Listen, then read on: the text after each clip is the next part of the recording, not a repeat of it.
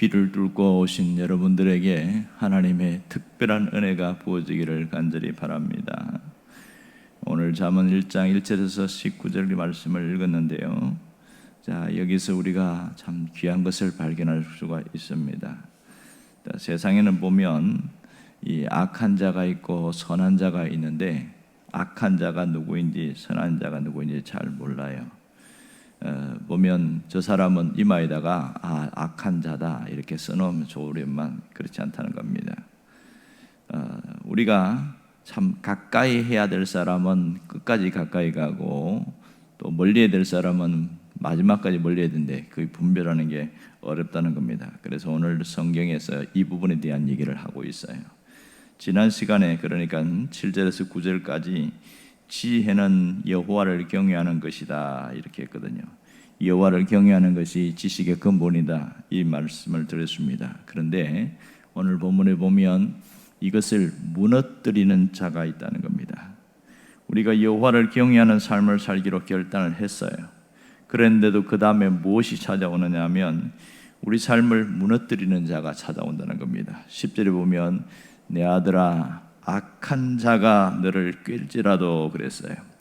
악한 자가 찾아온다는 거예요. 오늘 우리가 주목할 부분이 바로 이 악한 자에 대한 겁니다. 하나님을 경외하는 자를 꿰일 악한 자가 있다는 거죠. 하나님을 경외하는 삶을 무너뜨리는 악한 자가 있다는 겁니다. 이 악한 자가 와서 뭐라고 하냐면 11절에 보면 우리와 함께 가자 이렇게 말합니다. 고리타분하게 맨날 교회만 가지 말고 그냥 내가 우리와 함께 좀 하자. 내가 특별한 거 보여줄게. 재미난 거 경험하게 해줄게. 뭔가 좀 더 경험하지 못한 걸 함께 보여줄게. 이러면서 그렇게 유혹을 한다는 거예요. 그 다음에 뭘 하냐면 자, 열심히 일을 하는 것이 아니고 남의 것을 빼앗아 가지고 이게 나누려고 하는 그런 일을 합니다. 11절에 보면 가만히 엎드리다가 사람의 피를 흘리자 이렇게 말합니다. 무슨 말입니까? 강도짓 하자는 것이잖아요. 안 내놓으면 피를 흘리게 해서라도 우리가 빼앗아 버리잖아. 한 번도 이런 경건한 자가 경험하지 못한 악한 자가 이렇게 하겠다는 거죠. 그 다음에는 뭘 하냐면 죄 없는 자를 까닭 없이 숨어서 기다린다는 거예요. 빼앗기 위해서 말이에요. 12절로 보면 소울같이 그들을 산채로 삼켜버리자. 그들이 갖고 있는 모든 것이 그것이 어떤 것이라 할지라도 다 빼앗아버리자 이렇게 이야기합니다. 자, 지금 뭘 하자고 그러는 겁니까? 하나님을 경외하는 신앙을 가진 자들을 가진 그 신앙을 무너뜨리려고 하는 거죠. 자, 이전에 하나님을 경외하는 자가 내가 하나님의 목적대로 살기로 결단을 했습니다. 그랬더니 당장 우리 속에 누가 찾아와요? 악한 자가 찾아오는 겁니다. 이 악한 자가 찾아와서 우리를 꿰고 우리를 유혹한다는 거죠. 뭐라고 유혹합니까? 7절과 9절을 무너뜨리려고 유혹합니다. 7절에 보면 여호와를 경외하는 것을 못하게 하려고 하고요. 9절에 보면 머리에 아름다운 관을 쓰고 목에 금사슬을 두르는 그런 축복을 빼앗아가려고 합니다. 그걸 무너뜨리려고 합니다. 악한 자가 와서 내게 가지고 있는 것, 내가 받은 축복을 짓밟으려고 한다는 것이죠. 하나님이 주신 지혜로 살지 못하도록, 하나님의 목적대로 살지 못하도록 그렇게 우리를 유혹하는데 온갖 가문이슬로 흔든다는 겁니다. 그래서 뭐라고 그러냐면 우리와 함께 가자 이렇게 말합니다. 우리와 함께 내가 뭔가 이익을 함께 나누자 이렇게 이야기하는 거예요. 이 악한 자가 무엇을 합니까? 악한 자의 특징이 몇 가지 나오는데 크게 보면 두 가지를 볼 수 있습니다. 하나는 11절에 나오는 것처럼 악한 자가 까닭 없이 피를 흘리게 한다고 합니다. 까닭 없이 숨어 기다리다가 피를 흘리게 한다는 거죠. 죄를 짓는데 이유가 없어요. 결국은 재밌는 걸 보여주는데 나중에 이것이 하나님을 경외하는데 완전히 죄의식에 빠지게 만들고 더 이상 신앙생활하는데 치명타를 이루는, 더 하지 못하게 만드는 그런 일을 한다는 거죠. 두 번째는 악한 자가 남의 것을 빼앗는 것에 몰두한다는 겁니다. 12절에 보면 그들은 사람을 통으로 삼키다 그럽니다. 통으로 삼키다. 이 통으로 말은 육체 전부 이런 뜻을 갖고 있는데요. 무죄한 자를 꿰어서 그들을 완전히 발가벗겨 버리겠다는 겁니다. 가진 것을 다 빼앗는데 13절에 보면 온갖 부하들을 다 빼앗아 가지고 자기 집에 채우겠다는 겁니다.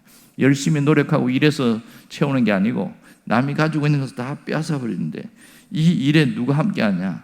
이 하나님을 경외하는 자를 꾀해서 같이 하게 만든다는 거죠.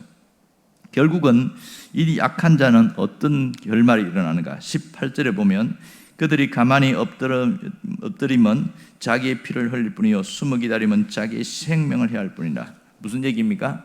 악한 자는 결국 멸망한다는 것이죠. 남을 해치면서 불이익을 탐한 자가 우선은 잘 되는 것 같고 우선은 뭐 좋은 것 같지만 결국은 망하게 되더라. 왜냐하면 하나님이 그걸 지켜보다가 그대로 두지 않는다는 것이죠. 그런데 문제는 이 경건한 자, 하나님을 경외하는 자가 이런 악한 자와 함께하면 그들이 망할 때 같이 있는 자도 망하게 되는 것을 말하고 있습니다. 이 악한 자들은 생명을 잃어버릴 때 함께 망하는 일들이 우리 주변에 굉장히 많습니다. 그래서 이런 자들하고 함께 하지 말라 그런 얘기를 했어요. 제가 이 설교를 보면서 성경에 보면 민수기 14장에 보면 유명한 가데스 바네아라는 사건이 나타납니다. 이스라엘 백성들이 이제 애굽에서 나와서 만 2년이 되는 때에 바로 가데스 바네아라는 경계선에서 가나안을 들어가기 직전입니다. 그때 누가 제안을 합니다. 그냥 가지 말고 40일 동안 한번 땅을 한번 전부 다 한번 탐지한 다음에 정탐한 다음에 갑시다. 그러니까 모세가 좋게 여겼어요. 그래서 결국은 40일 후에 갖고 오는데 너무너무 좋더라. 결과가 좋더라 이렇게입니다. 하지만 해석에 문제가 있었습니다. 자 보세요. 10명이 뭐라고 이야기합니까? 그들은 너무 좋은데 집이 어마어마하게 크고 사람들이 너무너무 크고 거인들이라서 우리가 가서 정복할 수 없다 그러는 거예요. 자 이렇게 말할 때에 이스라엘 백성들 중에 경건한 자들이 동조한 자들이 있어요. 경건한 자들 중에서 그들과 동조하면서 가만히 말을 듣고 보니까 맞네. 왜 그럼 우리가 광야를 끌고 와서 우리를 죽이려고 하느냐? 선동할 때에 함께 동참한 자들이 있단 말이에요. 이런 자들은 어떻게 됐습니까? 다 광야에서 죽었습니다. 가나안에 못 들어갔어요. 희한하지요? 그들 중에는 경건한 자, 선한 자가 있었는데 이 10명의 정탐꾼들이 그렇게 악평하면서 절대로 우리는 못 들어갑니다. 그러면서 할 때에 함께 동조했던 자는 다 가나안에 죽었어요. 결국은 우리는 들어갈 수 있다고 했더니 2명만 유일하게 들어갔지 않습니까? 여호수아 갈렙과 그 다음에 20세 미만에 있는 그 제2세대들만 가나안 땅에 들어가는 우리는 성경 역사를 또 기억하고 있어요. 아무리 경건한 사람이라 할지라도 악한 자와 함께 동조하거나 함께 가면 망하더라는 겁니다. 이것은 만고불변의 진리인 것을 말하고 있습니다. 오늘 하나님이 우리에게 뭘 얘기하고 있습니까? 하나님을 경외하는 삶을 무너뜨리는 자와 함께 다니지 말라는 거예요. 그들이 가는 길에 함께 가지 말라는 겁니다. 15절에 보면 분명하게 경고를 하고 있지요. 내 아들아 그들과 함께 길에 다니지 말라. 내 발을 금하여 그 길을 밟지 말라. 왜 그렇습니까? 그 길은 생명의 길이 아니기 때문에 그렇습니다. 그것은 결코 풍성한 삶을 주는 길이 아니기 때문입니다. 하나님을 경외하는 자는 악한 자와 함께하면 안 된다는 것이죠. 그들이 망할 때 함께 망할 수 있기 때문에 그렇습니다. 그래서 이렇게 이야기합니다. 19절에 보면 이익을 탐하는 모든 자의 길은 다 이러하여 자기 생명을 잃게 되느니라. 이렇게 말하고 있습니다. 이게 결론이에요. 오늘 10절에서 19절까지인데 18절까지 쭉 자세하게 이야기하고 마지막 결론이 뭐냐? 이익을 탐하는 모든 자는 자기 생명을 잃게 된다. 인생 자체가 송두리째 빼앗기게 된다. 그렇게 말하는 겁니다. 쉽게 말해서 하나님을 경외하는 사람이 탐심으로 눈이 어두워지면 망할 때까지 끝을 모르고 달려가다가 그들이 망할 때 함께 망하게 되더라. 그 얘기를 하고 있는 거예요. 우리가 알듯이 탐심이 문제입니다. 탐심은 자기 스승도 팔아넘기게 만듭니다. 누가 그랬어요? 가룟 유다가 그랬잖아요. 가룟 유다가 순간 돈 욕심에 눈이 멀어서 은30에 예수님 팔아버리잖아요. 그걸로 끝난 게 아니에요. 양심의 가책이 있어서 밖에 나가고 목매달하고 자살하고 죽었습니다. 두로 끝까지 그것은 성경에 남아 있어요. 구약에 보면 하나님의 기적을 보았던 사람인데도 한번 탐심이 쑥 들어오니까 자기가 망하는 길로 가는데 그걸 모르는 거예요. 바로 엘리사의 사환이었던 게하시라는 사람이 있는데, 이 사람이 하나님의 기적을 어떻게 경험했냐면 아람 군대가 쳐들어왔을 때 그 좁은 그 성이 그 졸지에 망하게 됐어요. 겹겹이 포위하니까. 그래서 막 절망하고 있을 때 엘리사가 뭐라고 그러냐면, 하나님, 이 게하시의 눈 좀 열어주세요. 이렇게 하니까 갑자기 그 아람 군대 뒤에서 겹겹이 싸고 있는 하나님의 군대, 불말과 불병거가 있는 걸 보고 깜짝 놀라는 거예요. 하나님, 저들이 있지만 하나님의 군대가 더 많습니다. 막 이렇게 이야기하니까 그 눈이 열렸어요. 어마어마한 기적을 봤지요. 결국은 아람 군대 아무런 힘도 못하고 저항도 못하고 그냥 그렇게 해갖고 다시 돌아가게 되는 일들이 생겼는데요. 자, 그 다음에 뭐가 나오냐면, 이 아람 군대 사건이 물론 뒤에 있습니다만은 게하시가 그 앞에서 그 다음에 아람 군대 중에 나만 장군이라는 사람이 나와요. 열왕기하 5장에 보면 이 나만 장군이 온몸에 나병에 걸려요. 문둥병에 걸려가지고 그렇게 해서 살 방법이 없는데 자기 집에 끌려온 여종 하나가 우리 동네 가면, 우리 나라에 가면 선지자 만나면 살 수 있는데 이랬어요. 그 사람이 바로 엘리사였습니다. 그래서 금은 보화와 온갖 귀한 것을 싣고 수레에다 싣고 내려왔더니 기껏 요단강에 씻으라고 그랬어요. 그런데 이제 중간 생략하고 그 씻었더니 깨끗해졌단 말이에요. 그걸 누가 봤냐? 게하시가 봤어요. 왜냐하면 자기가 심부름했으니까. 그걸 보고 너무 놀란 거죠. 이렇게 하나님의 기적을 거듭 경험했는데요, 게하시 마음에 탐심이 생긴 거예요. 금은 보화를 가득 수레에 싣고 왔는데 이 엘리사가 하나도 받지 마라 그랬어요. 그런데 자기는 그거 좀 갖고 싶은 거예요. 그렇다고 수레 다 달라고 한 것도 아니야. 그 조금만 달라고. 그것 때문에 게하시가 영의 눈으로 보고서 너 어디 갔다 왔냐? 거짓말 하잖아요. 그랬더니 그 거짓말한 것이 탄로나서 이 나병 걸렸던, 바로 아람군 나만에 갈 군대 걸렸던 그 문둥병이 너에게로 옮겨갈 거야. 그래서 평생 나병으로 살다가 죽어버렸어요. 그 탐심 하나가 사람을 망하게 하는 일들이 성경에 굉장히 많이 나옵니다. 그런 걸 보면서도 우리는 나와 상관없는 얘기라고 그렇게 치부할 때가 굉장히 많습니다. 여러분, 정말 무서운 것은 탐심이에요. 욕심과 탐심은 다른 거 아시지요? 욕심은 저거 내가 갖고 싶다, 그냥 내가 그런 마음이 드는 거예요. 하지만 탐심은 그걸 넘어섭니다. 저걸 내가 갖고 싶은데 갖고 싶은 정도가 아니고 빼앗고 싶은 거예요. 그리고 행동으로 옮기는 게 탐심입니다. 그래서 신약 성경에 보면 탐심은 우상숭배다, 그렇게 경고하고 있습니다. 골로새 3장 5절에 보면 바울이 그랬잖아요. 탐심은 우상숭배니라. 왜 바울이 그렇게 이야기했냐? 구약에 보면 십계명, 출애굽기 20장에 보면 십계명이 나오는데 하나님이 제일 미워하는 것이 뭐냐? 우상숭배거든요. 우상숭배한 자들은 그 죄를 반드시 갚는다고 그러면서 자기 자신만 망하는 게 아니고 3, 4대까지 자손까지 망하게 된다.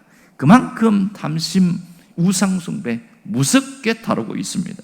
우리가 이것을 안다면 경건한 신앙인이 이런 자들과 함께하는 것을 조심해야 되고 또 거리를 두는 것이 대단히 중요합니다. 다윗도 뭐라고 그러냐면 시편에 찾아보니까 이렇게 이야기했어요. 시편 119편 36절에 보니까 내 마음을 주의 증거들에게 향하게 하시고 탐욕으로 향하게 말게 하소서. 주의 증거가 뭐예요? 말씀이잖아요. 내 마음이 하나님의 말씀과 가까이 하게 하시고 그 탐욕의 마음을 멀리하게 해주세요. 이 다윗이 한번 탐욕의 마음을 품었다가 아주 자기 삶에 치명타를 입었잖아요. 엄청난 고통을 당했지 않습니까? 그래서 그는 그렇게 이야기하는 거예요. 여러분, 주님은 오늘 우리가 이익을 탐하는 악한 자와 함께하기를 원치 않습니다. 오히려 그들을 멀리하기를 원하는 거죠. 끝까지 우리는 어떻게 살기를 원해요? 하나님을 경외하는 자로 살기를 그렇게 결단하고 기도해야 됩니다. 오늘도 이 생명의 씨앗을 뿌리며 성실하게 살아가는 지혜자가 되게 해달라고 그 기도가 필요합니다. 악한 자가 와서 내 머리에 아름다운 면류관을 빼앗고 내 목에 금사슬을 싹 휘둘러 버려서 우리의 인격과 우리의 존엄과 우리의 명예를 짓밟아버리는 그런 일이 없도록 기도하라는 거예요. 그래서 하나님을 잘 믿고 싶은데 반드시 나의 신앙을 무너뜨리고 그런 악한 자가 우리 주변에 있다는 겁니다. 사실은 누군지 잘 몰라요. 그런 자가 있는데, 그런데 신앙이 경건하게 살다 보면 자꾸만 빨간물이 반짝반짝 들어오는 거예요. 저건 아닌데, 저건 아닌데. 그럴 때에 기도하다 보면 마음에 그런 사람과 함께 가는 것이 엄청 부담스러울 때 바로 돌아서면 됩니다. 왜냐하면 그들이 망할 때 안 망합니다. 이것이 비법입니다. 하나님은 우리가 그렇게 그 악한 자가 망할 때 함께 망하는 건 결코 원치 않거든요. 우리가 신앙인으로 바로 서고, 그래서 하나님이 원하는 지혜로운 자로 살기를 원하는 거예요. 이 잠언은 우리에게 가슴을 후벼 파고 야단치고 혼내고 이게 목적이 아니에요. 이 잠언의 핵심은 뭐냐면 하나님을 경외하는 삶을 살아서 결국 오늘 이 1장 9절에 나오는 것처럼 이 머리에는 아름다운 관을 쓰고, 면류관이잖아요. 그리고 목에는 금사슬을 두르고 금목걸이잖아요. 이 명예와 그 다음에 존귀함입니다. 그렇게 살아가게 하기 위한 것이 잠언의 목적입니다. 바로 솔로몬은 그것을 알았기 때문에, 모든 것을 경험했기 때문에 때로는 우리에게 찔리도록 경고의 메시지를 주고 있는 겁니다. 이것은 우리를 살리려는 메시지라는 걸 잊지 않기를 원합니다. 하나님은 지금도 우리가 영원히 살고 우리의 삶이 회복되고 우리가 더 나아간 삶을 살기를 원하시는 거예요. 그래서 우리 주변에 악한 자가 혹시 있으면 그것을 정리하고 내가 신앙인의 길로 가고 신앙인의 삶을 살아가기를 원한다는 것이죠. 여러분이 그 사람이 되기를 간절히 바랍니다. 기도하겠습니다.